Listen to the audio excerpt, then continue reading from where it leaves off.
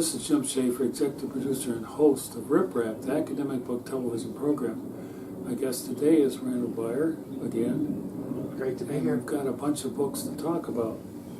The one I want to start off with is The Land of Open Graves, Living and Dying on the Migrant Trail, which is really relevant in terms of President Trump's emphasis. But what was interesting to me is he opens off the introduction saying what bothered him were the flies. You know, from all the bodies. This is a pretty interesting book, really. This is about You know, from all the bodies. This is a pretty interesting book, really. This is about North American migration. Yeah, well, specifically Arizona, Mexico. I've been in some of those places, not where there were bodies, but traveling sites. You can, there's you'd say, pathways through the border area, open rangeland where you could see people, places where they left bottles of, water not filled anymore and camped out for the night and things like that. What was interesting is that he regards the University of Michigan as his research home. Even though he's not there, that's what he regards as his home. But what he's talking about is the United States-Mexican border and the desperate people looking to breach America's immigration defenses, which is a high-profile issue right now with President Trump. He said, "I quickly learned that death, violence, and suffering are par for the course." And it all started blurring together as he spent more and more time looking at this.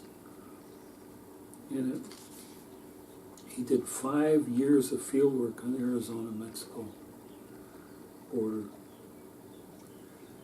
And I thought that was interesting, despite his abhorrence about flies. But, he was talking about the Department of Homeland Security, DHS, and the hundreds that die each year while migrating. So, there's a huge issue. He said the repatriated people are easy to spot because of the uniformity of their appearance. Dark t-shirts with powdery salt rings under the armpits and circling the neck. Sneakers that look like they've been through a meat grinder. Dusty black backpacks stuffed with extra socks, a few cans of food, and whatever meager personal possessions they may have managed to hold on to.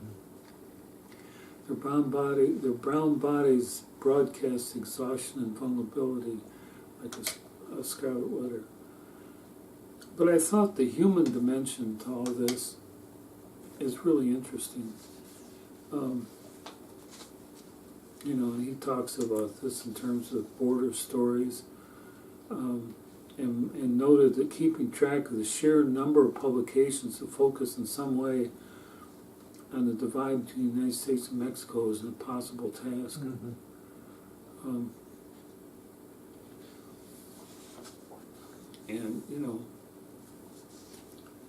Arizona's right there at Mexico.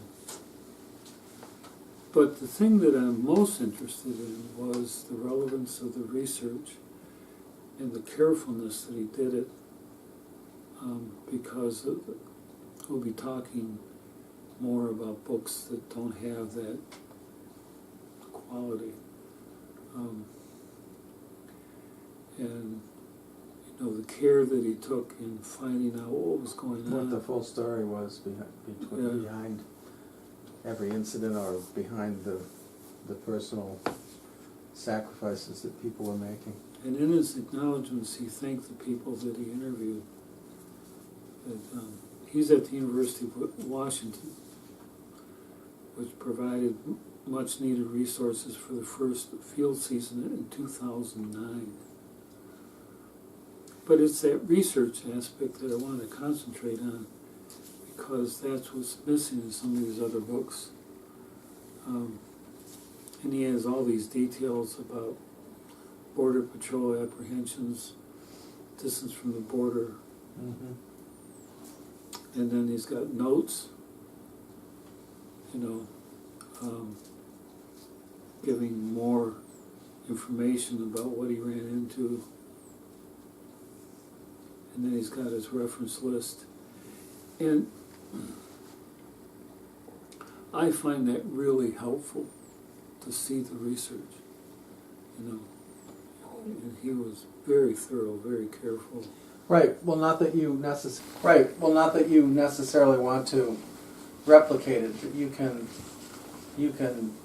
get a full picture of where the body of his background is coming from, because in many cases there might be one large body of resource material that an author is drawing from, and that,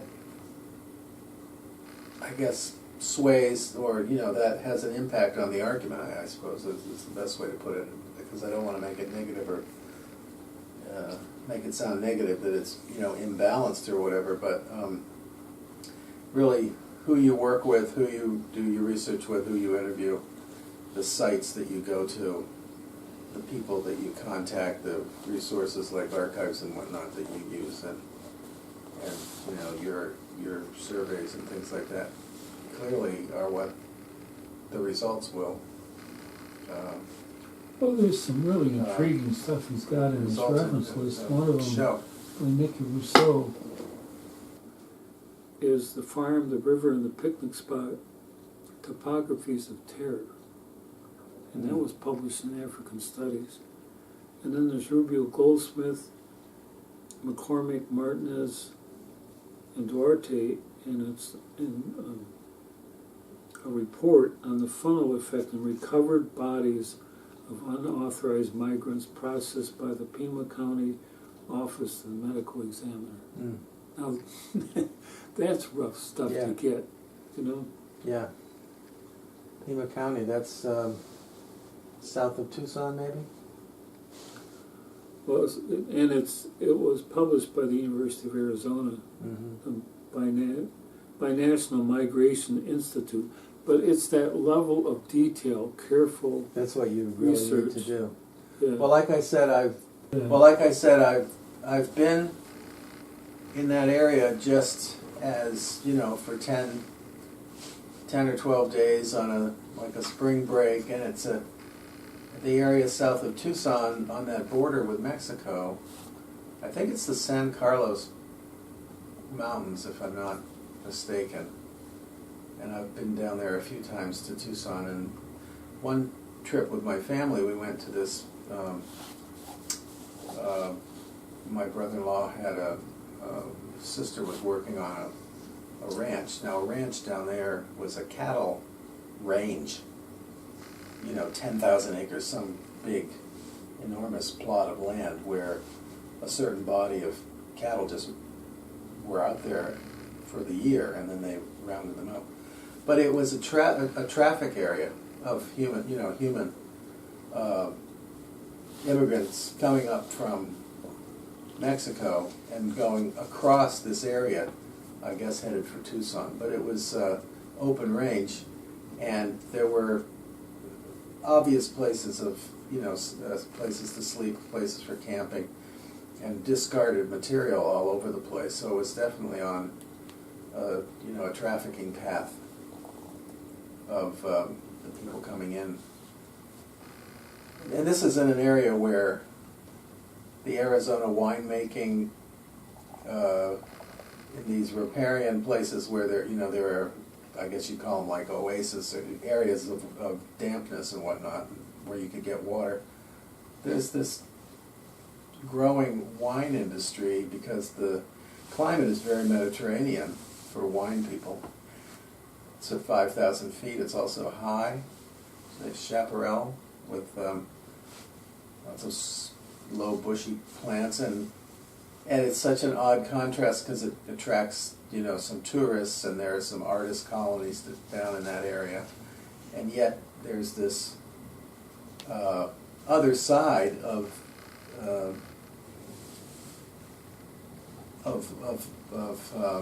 American life going on, which is the whole contested space of immigration and people wanting to, make a better life for themselves, and then the Border Patrol people are everywhere. The cars are going, if you're just out having a cup of coffee down at the village or on the road, the Border Patrol have a presence everywhere. They're sort of like, you might see state police in other places. Here you see Border Patrol in their green and white vehicles.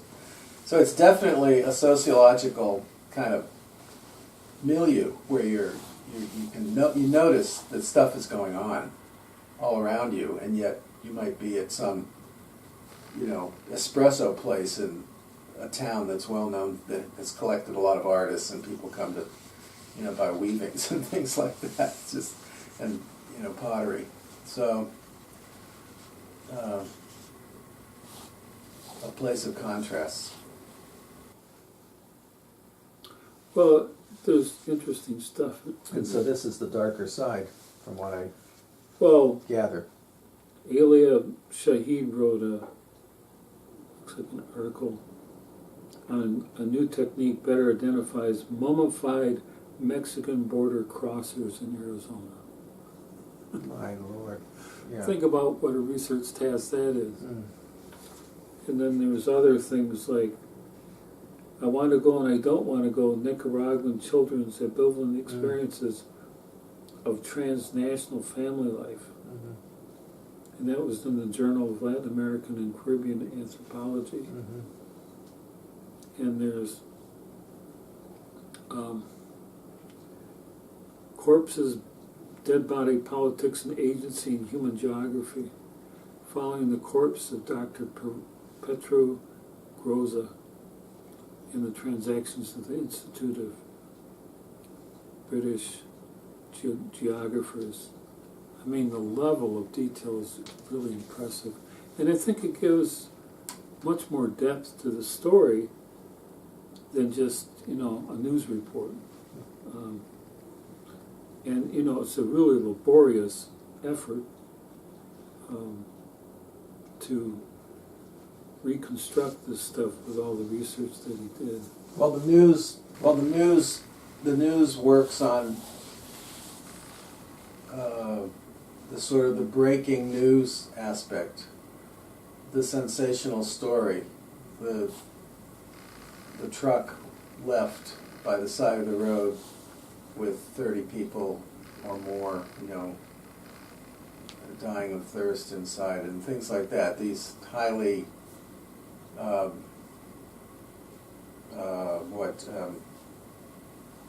inflated, highly impactful news stories that make the breaking news criteria. I mean, you look at the news today; everything's breaking news. It's all breaking. There's like no, it's like, okay, boring news from the border, regular news from the border, now breaking news. We've got that.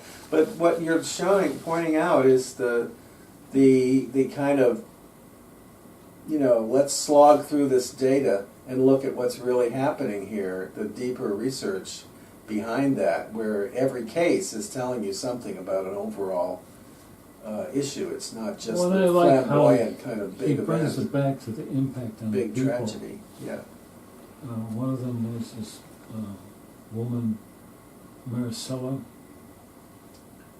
who was found dead, and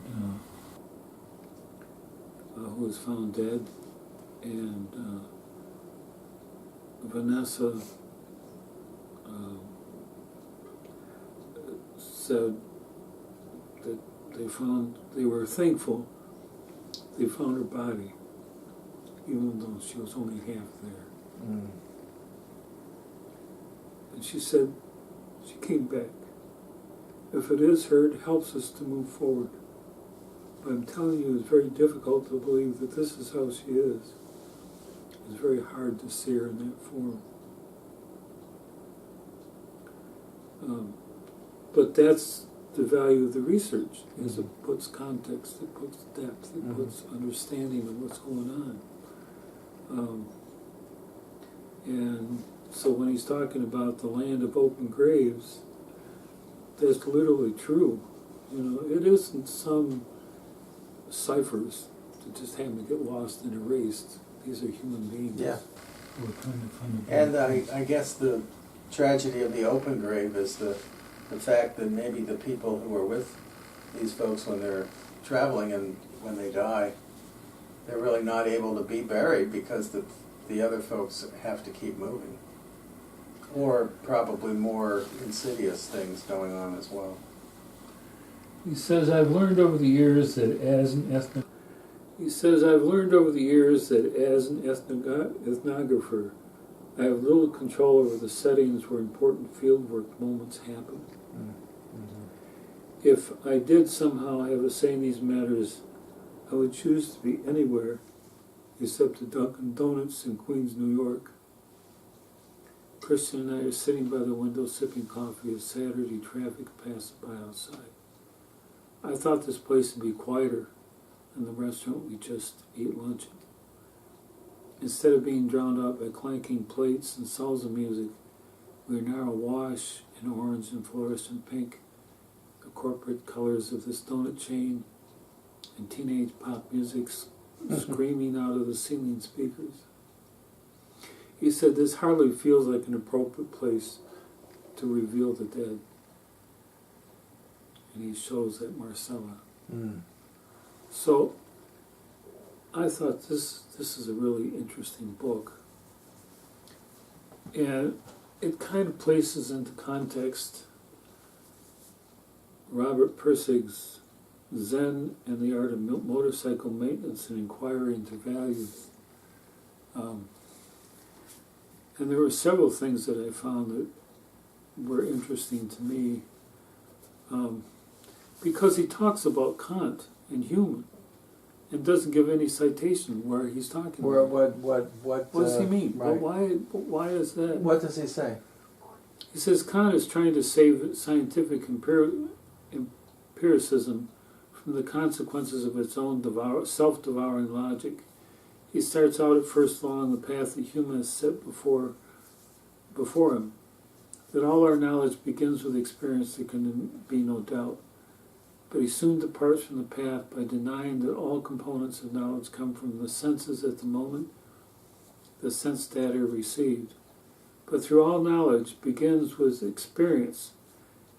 But though all knowledge begins with experience, it doesn't follow that it arises out of experience. Now, there's a bunch of mumbo-jumbo generalities. You know, what relevance is that to what he's talking about? What relevance is that to what he's talking about? Well, you have to go back and at least read the Cliff Notes to Kant to figure out the context. I mean, he's a philosopher giving his own reading of things. He's not really a philosopher. He's someone who has philosophical dimensions to what he's talking about. Yeah. But, you know, this is why I never read the book. It's because I first started reading and I said, this is a piece of junk. You know? It's charming. It's charming. You know, and I think it has a relevant thing. Well, that's what are you looking for? Are you looking for the book to be an academic treatise? Well, I want it to be valid. You know, and I think there's a huge... But it must have proven a certain amount of validity. It's being republished after 50 years. It's sort of one of the iconic books of the past, you know, certainly in American, I guess, Western. Well, it is, as people culture. say, cute. Could be cute. It's very cute. Yeah. But the problem is that it's dealing with a fundamental issue in our society, or culture, about how we envision ourselves and how we use technology in our culture. And I found over the years that technology has a curse, and that is, it's very complex, but it looks simple to use and to fix, and it's not. Mm-hmm. And it has devastating impacts if you misuse it. And so this whole thing about the art of motorcycle maintenance proves to be exactly that. It's not so simple to answer that question. Right. You know, even though he has these different things. For example, he says an example of a priori knowledge is time. You don't see time, neither do you hear it, smell it, taste it, or touch it. It isn't present in the sense data as they are received. Time is what Kant calls an intuition, which the mind must supply as it receives sense data. Mm-hmm. The same is true of space. Unless we apply the concept of space and time to the impressions we receive, the world is unintelligible. Just a kaleidoscopic jumble of colors and patterns and noises and smells and pain and taste without meaning. That's so generalized, it's ridiculous, you know? We sense objects in a certain way because of our application of a priori intuitions such as space and time. But we do not create these objects out of imagination as pure philosophical idealists would maintain. The forms of space and time are applied to data as they are received from the object producing. It just goes right off into the deep end without any pause, you know? And this is why I had trouble reading the book the first time. And I didn't realize that until just in the last week when I bought the book because it's in its 50th year. And that until just in the last week when I bought the book because it's in its 50th year. And I saw the charm, you know, and then I realized what was missing. You know, and there's a lot of cute stuff. For example, he's talking about mountains. Without the top to a mountain, you can't have any sides. It's the top that defines the sides. So he's talking about this rock breaks loose from this place, the snow is less visible, even though closer there are things you should notice anyway. To live only for some future goal is shallow. It's the sides of the mountain which sustain life, not the top. Okay. Well, that's not. That's cute. Yeah, but it also you can get simple or complex meaning out of a number of different things. I mean, that's not what's the word? That's not uninsightful, is it? I mean, that the journey has as much importance as the final goal. I mean, I know it can sound really trite, but it is very trite. But you know, you've said this about your writing students. It's not necessarily the product itself, but the process of going through the journey. Yeah, well, but that's whatever. Also why the writing exercise of re-editing, making something. But that's also why more I insist expressive. that these academic research sources. Yeah. You know, because the other stuff is just facile junk. Yeah. Um, Sounds like you have to fully read the book so that you can actually justify your because I run across comments. these things. I'm going, what? I'm innocent because I have never. I've looked at Persig's book in bookstores. I don't own a copy. I've got it out of the library and read it while I'm either at work or in the library. Snippets, paragraphs, back and forth, nothing cover to cover. I've never read the whole book, and I can't comment. I mean, I would be committing hubris if I commented on, you know, the flip nature of the book or whatever. What do we call this? You call it cute. It's like pop culture. It's sort of pop culture type. That's what thing. it ends up being. Yeah. And he has all but that's why is that bad? Why is pop culture bad? Pop because culture in the has, afterward he talks about being a because in the afterward he talks about being a culture bearer. Yeah, but that you're saying the pop Swedish culture word is culture bearer. Yeah, which translates. It's not a concept that has much American use, although it should have. What's the term? A cultural bearing book, like a mule, bears the culture on its back. Mm-hmm. No one should sit down to write one deliberately. Culture-bearing books occur almost accidentally, like a sudden change in the stock market. Yeah. So let me ask you, you've probably read The Little Prince. Yeah. That's another one that I sort of am guilty of not sitting down and reading, you know, cover to cover with rapt attention. But as myself, as an ADHD reader, I mean, the Little Prince is an icon of wisdom, beauty, poetry. Granted, it's French. You know, we have that love of French philosophical wisdom. Don't laugh, this is a foreign movie, all that type of stuff. But would you say it's undocumented? Yes. Would you put it down for being undocumented? Yes. Why? I mean, you don't. There must be there's the continuum, isn't there, Jim, between cute. Yeah, Cute. fair enough. But there's a continuum of literature and writing and truth within that, right? You can prove something Not very deep. scientifically, and I mean, you might be more on the It side fits of some of wanting the, data. It fits some of the prejudices of people of power who rule cultures. But as far as a document, as far as a reflective process, it doesn't measure up. Well, your criticism is leaning towards something that is extremely valuable, and that is the whole argument now in our pop culture, in our TV culture, about fake news, inauthentic data. How do you prove something that's true? And the whole thing is very important to be aware of, because we are inundated with what is it? Alternative facts, false news, fake news. It's now a political sort of a pop culture football, because everybody's claiming fake news. Trump and the folks in Congress and the newspapers and those who say we get the true story, the journalist side, trying to get the true story versus the political agency side, they're all claiming everything else is fake news.